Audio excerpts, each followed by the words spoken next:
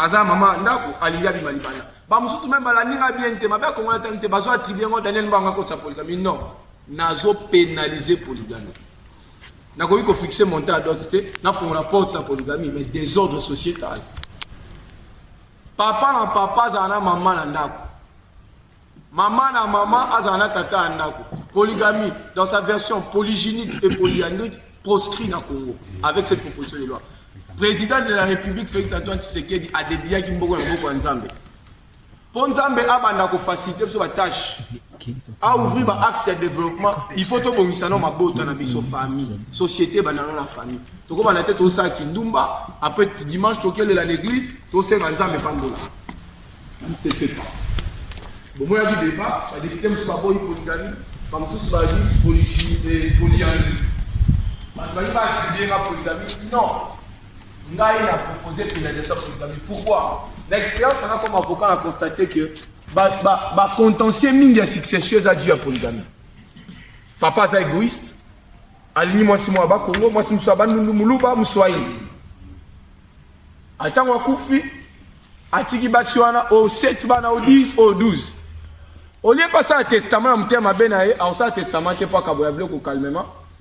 Parce qu'ils ont pas reçu un testament, ils ont bien liwa avant. A koufi brusquement atiki ba procès na simana bibembe batu ba koufi likola polygamie donc il y a vivre vie heureuse na basi 4 a koufi atiki ba contentieux ba tribunaux proposition nga eye ko pénaliser polygamie et puis nous avons insisté loi ou eza loi sociale puis nous faire biso boké na parlement votre taka loi électorale code numérique. Quand est-ce que vous parlerez des questions des Congolais? Ce que mon pays a développé, parce qu'avant de raisonner développement, ils ont d'abord construit la famille. Ils ont commencé par la famille qui est l'unité de base. Voilà un peu somme toute. Hormis cette question, il y a la question du mariage et de la dot. Les fiançailles, on en parlera lors des questions-réponses. Parlons de la dot. Pas tout le monde va comprendre tes propositions à PC. D'autres montants auto-fixés et à côté qu'à moi cité Bandeko. Na moto a fixé montant indicatif sur l'ensemble du territoire national. Na moto oye ko bala moi na habita la facture yango. Na teki mutu. Langage à facture, ça langage à zandu, et ça langage à libérate. Biso toye ko équilibrer question. Ainsi donc Congolais à confondre ce qu'on appelle la valeur totale et la valeur intrinsèque de la femme. Moi, si j'ai un partenaire dans le Libala, Libala est à moi cité, et à moi si na mobali. Et la valeur totale, c'est ce qui est au milieu. La valeur intrinsèque de la femme est non quantifiable. N'a pas cet exemple, la lingamini, maman lokola inagozi. Na mayelo azanango, okozwa na combien? Soko bi que valeur na yé a pris à d'autres. Pour ce que na ndaku na yé, otali vi na yé, au monde que mibali ebele baza incapable d'atteindre le niveau na yé.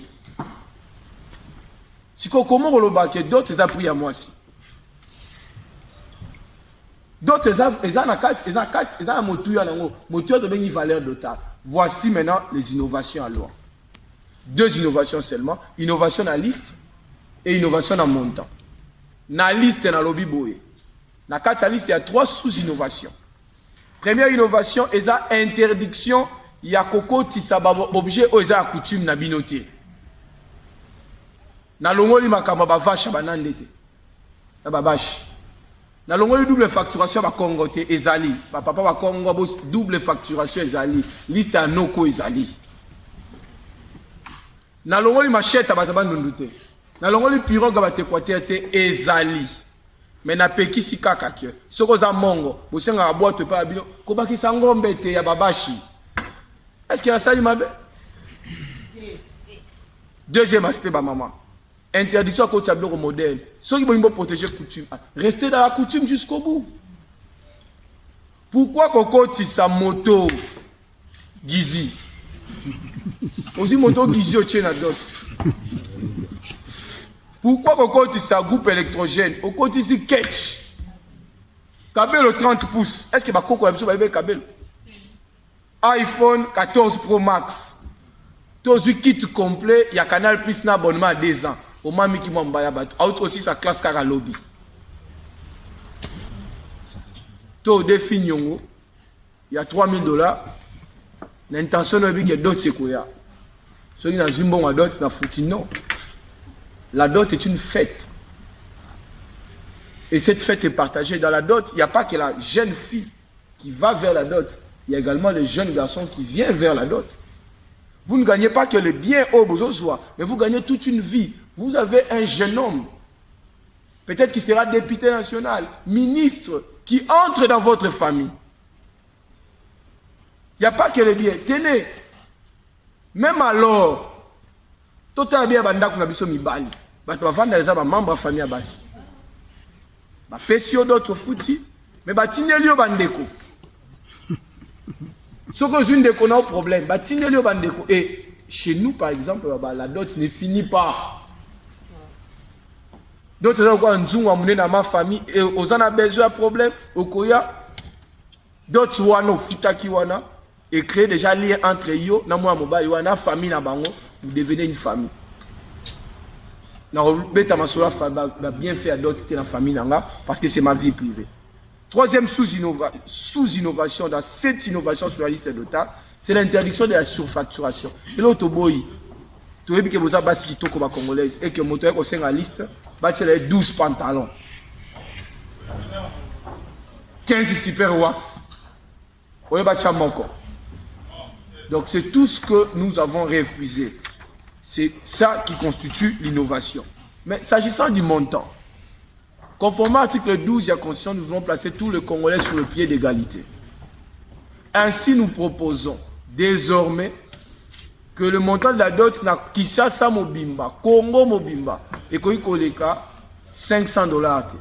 Et ça fixe, c'est discutable de $1 à $500. Qui nous ont déjà entre $1 et $500. Ou on est en enveloppe et ils ont la liste. Mais à côté, tu crées une clause de convention numéraire.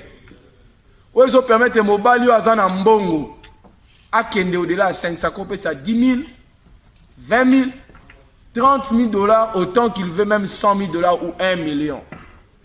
Mais proposition qu'il est interdit à la belle famille d'aller au-delà de 500.